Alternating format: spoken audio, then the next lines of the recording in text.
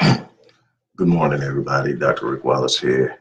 Hope that you are getting your day off to a good start. I hope that you have uh, your target and destination for today in mind. You know exactly what it is you're seeking to accomplish, and you're moving towards that. You've heard me talk about the principle of process in the past. I'm going to move right into this. You've heard me talk about the importance of understanding process as you pursue the promise in whatever way you're looking at the promise. If you're looking at the promised reward of your labor, if you're looking at the promise associated with your potential, if you're looking at the promises that you associate with God, whatever it is, that promise, that prize, that thing you are in pursuit of, or you seek, or you desire, is preceded by process. When we're born into this world, one of the things that we tend to miss is that we're born into this world, and this world is not static, it's dynamic, it's moving. And life is designed to move you, it's designed to take you, and it's designed to grow you. One of the reasons that so many people become frustrated, become overwhelmed, become, I mean, just really frustrated and disturbed with the happenings of life is because they don't understand the principle of process. They see the things they want, and they see other people with them, or they see other people having things they want, and then they don't see the work behind the background, the work behind the veil, the struggle behind the veil. There's a saying that says, "You don't know the story behind my glory." And so they only see what others have and haven't seen what others have been through in order to have it. But see, the way that life works is that you are born in motion, that life is dynamic. It doesn't stand still, it moves. And that it's moving you towards something. And a lot of time, a great deal of your struggle, a great deal of your frustration, a great deal of the disruption in your harmony, in your peace, is because life is sometimes moving you at a pace that exceeds your mentality or your perception of who you are in this world. And so it overwhelms you. See, when you're never overwhelmed by anything that you know you can handle. You just buckle up and you go do it. You buckle up and you go get it. You buckle up and you make it happen. It's when you get to points that your perception or your mentality or your thinking is not caught up with where life is taking you. See, life is designed to move you along a progression.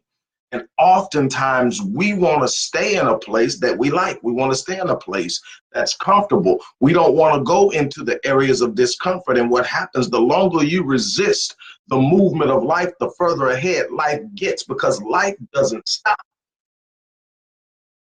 And so here you are. You are study trying to find this comfort that really is an illusion, because there's no true place of comfort. You may feel a certain way about something for long, but it's a dynamic. So it's moving. It's never where you think it is if you're being still. You get a better perception of life when you start to move with it, when you start to try to keep pace with it, and then you train yourself to get ahead of it. Then you start to be able to more accurately determine and project where you are and what's happening. It's when you try to hide from the vicissitudes, the struggles, the disappointment, which are preparatory measures to prepare you for elevation. See, the thing is, you're being pushed towards something greater. Life is meant to take you to new heights. Each and every day, you're being put in positions that will take you to new heights. The problem with that is that if you are still trying to live in that place of comfort, these new heights seem like challenges, seem like threats, seem like something that will destroy you. So you hide from it, you run from it. You seek what you know. But see, if all you ever do is operate in the things you know, you'll never grow. You'll never become what you are designed to become. You will never live at the level of your full potential. You will always be behind the force of life that's pulling you. One of the best things that you can do is get ahead of the force of life by taking on every challenge, by embracing the process, by understanding that it's not going to destroy you, it's going to make you better. And get out in front of the force of life and let it push you. Some of us are literally being drugged by the force of life. I mean, kicking and screaming because you don't like the discomfort. But the problem is, it's how you perceive it. Those who are achieving high levels of success, those who have been able to do things that most people are not able to do, have done it because they embrace the process. See, when the average athlete checks out after practice, those who desire to be great stay. They got there early and they leave late.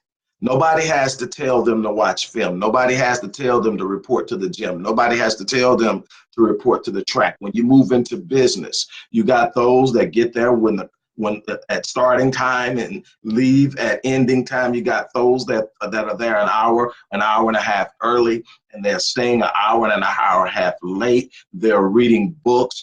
They're studying statistics. They're learning and in developing and honing their skill set, their crafts, and their talents to engage the challenges. And for instance, if you consistently avoid the conflict of life that's a part of the process, you can never experience some of the great things in the graduatory process of life. So if you look at business, you get a career with a company and they advance you up through management, and eventually you move into the executive realm and you are progressing from assistant manager to manager to general manager to regional manager. Then you move into the executive realm and now you're a junior vice president, senior vice president, and you're moving your way up. Every time they give you a raise, every time they give you a promotion, that raise, those additional rewards, that compensation that you're getting is that they're expecting you to handle a higher level of conflict and have resolutions. They're expecting you to perform under greater pressure. And so the reward that you're getting is because you're going to have to take on more. You can't get there by avoiding conflict. You can't get there by avoiding the process. You can't get there by simply sitting back and trying to find the least path of resistance to get somewhere. That's not how you get there. You get there by taking on the challenges, because the challenges in themselves prepare you. The challenges in themselves give you more experience. The challenges in themselves create opportunities to create resolutions. The challenges in themselves give you the ability to be pushed up against a wall and not fold. You're being trained for the promotion. You're being trained for elevation. You're being trained to take on the next phase of life. But the thing is, you cannot circumvent the process and attain the promise, the prize. It doesn't work that way. Life is moving. It is never static. It is always moving. It's dynamic. It is the force. And it's moving, and there are currents that are in this life, that are patterns, that are rhythms that are moving you. And the more you resist, the more you get out of rhythm. The more you resist, the more you fall off pattern. The more you resist, the further behind you get, and the more frustrating it becomes. Life is trying to take you somewhere, but you're trying to force yourself to stay somewhere where you think it's better or where it's comfortable, and that's the problem. Process is something you've got to trust, because oftentimes the process doesn't feel good. Oftentimes the process takes you to places you haven't been. Oftentimes the process is demanding more of you than you've given in the past. Oftentimes the process is saying you're going to have to take a step before you can even see what's out there. There's certain times that you're sitting up looking for an opening, but the opening will not present itself until you get close enough to it. to have proven your worth and, and your credibility to be able to take what's on the other side. You know, I don't ever want anyone to think that I'm presenting or I'm supporting or I'm trying to say that life is easy, that you just step out there and do what I tell you, and then it's a piece of cake. No, what I'm saying is life is going to be hard no matter what you do. You're finding that even while you're hiding from the progress and the process and trying to get to a place of comfort and do everything you can to make your life seem comfortable and safe, that you're finding that it's not. You're finding that the more you hide, the less control of the situation you have. See, when you hide from the process, you remove yourself from having the throttle and the wheel through which you guide yourself. Now you're being pulled through something without having control. But when you step into the process and you say, this is where I'm going, and you see it and you move with the process and you let it create momentum for you, then you don't have to worry as much about being taken in places and directions that you know you don't want to be taken in. When you surrender your personal sovereignty with your actions of trying to move into this little corner where you think it's comfortable because it doesn't seem like it's any conflict in it. And then you step back, you surrender your personal sovereignty. You surrender the ability to speak into, think into, step into, and move towards your destiny. And now you'll just sit up and you have become vulnerable to the movements and the currents of life that can toss you in all kinds of different ways. You have to be willing to take control and engage life. You have to be willing to trust the process. You have to be willing to trust your destiny. You have to be willing to engage the learning process, the development process, the strengthening process, the growth process. There are some things out there for you, but you've got to become what you need to be in order to handle it. It's a bunch of things that you say you want, but if you got it right now, you couldn't handle it. There's some thinking that you're holding on to that doesn't fit the narrative of the thing you say you want. And you are holding on to it dogmatically. You're holding on to it for dear life, and it's standing in the way of your progress. You're resisting the process of growth by trying to hold on something that was good for you for then, but no longer serves a purpose now. So you don't want to move to the new thing because the new thing requires more energy, more effort, more learning. You don't move in on the new thing being on the top. So you may be at the top where you're at now. You might be the person who knows the most about where you're at. You might be the person most experienced where you're at right now. But there's a wall. And as far as you can get, where in that arena, you've got to step out of that, step into something different, and then be at the bottom and work your way up all again. See, that discomfort of not being the chief in the room, the big guy in the room, the beast in the room scares you. But see, I was always told, if you're the smartest and the best in the room, you've got a problem. It won't be long before you hit your ceiling. You've got to get in the room with people who are smarter than you. You got to get in the room with people who are better than you. You got to get in the room with people who are doing more than you. You got to get out of your old ways and move into new ideas. The old way of thinking will harness you, shackle you, and tie you down to things you so desperately want to get away from. If you want to change your life, you got to change your thinking. And one part of that is how you perceive the challenge in front of you, how you perceive what is in its simplest form, a process that is necessary for you to have the things that you say you want.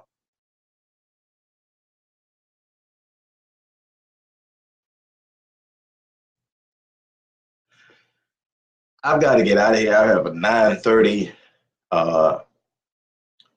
session with a client. I got to get out of here. But look, real simple. For whatever reason, I'm not seeing the comments today. I don't know what happened, but oh, there they go. Okay. Look, check this out. There's a natural proclivity to sink back into what you know, because when you're operating in an area where you have a great deal of knowledge, you can better predict what's going to come, what's happening. And that's part of one of the essential needs that we have, is to have a certain level of certainty. You need to know at a certain level that, you know, what certain things are going to be. Certainty is important. You know, not as important to some people. Some people, significance is more important. Some people, impact is more important. But there are these needs that we have as human beings. We all have them, but how we prioritize them is going to determine our personality, how we approach life, the decisions and choices we make. But when you have a high level of emphasis placed on certainty, you tend not to want to take risk. You tend not to want to engage things. You tend not to want to step out there and go after life. So even though everything that you want doesn't exist in this area, you stay there because at least you know, well, pretty much this is what I'm going to be dealing with. And you hide there, and you will hide there as long as you don't, as long as your mind and center is focused on certainty and comfort and whatever else associated with that, that you feel that requires that you stay there, you will be camped out in that place and locked in to that reality. It's not until you make up in your mind that I've got to try something new. I've got to renew my mind. I've got to change my thinking. I've got to get away from old ways. I've got to look at things differently. I've got to look at people who are doing what I say I want to do and look at how they think first. Because see, people who are successful in finance, people who are successful in business, people who are successful in their marriages, people who are successful in parenting, and every other thing in life, have a different way of looking at things and viewing things than people who are not. People who run companies think different than people who are employees. It's that simple. There's a, you know, a lot of people don't like him, but I actually love him. That's the thing that Dame Dash calls a boss mentality. It comes with its own language. It comes with its own thought processes. It comes with its own view of life. And people who don't have that mentality won't understand it. And people who have that mentality can't relate to people who don't. You speak in two different languages to one another, and it's frustrating. But if you want that reality, you got to learn the language, and you also got to learn the thought processes. See, if you're trying to operate, it's just like, one thing that I've been blessed to do is travel. So I've been to a lot of places where the people don't speak the language that I speak. And you immediately get to a point of frustration. You immediately get to a point of understanding, if I don't find a way to relate what I'm trying to get, this is going to be a long and frustrating trip. So you start to understand that when I'm functioning in a world that I am not natively from, I didn't start there. That's not where I started. It might be where I want to be, but I didn't start there. There's a new language. There's a new language to learn. There's a new behavior. There's a new culture.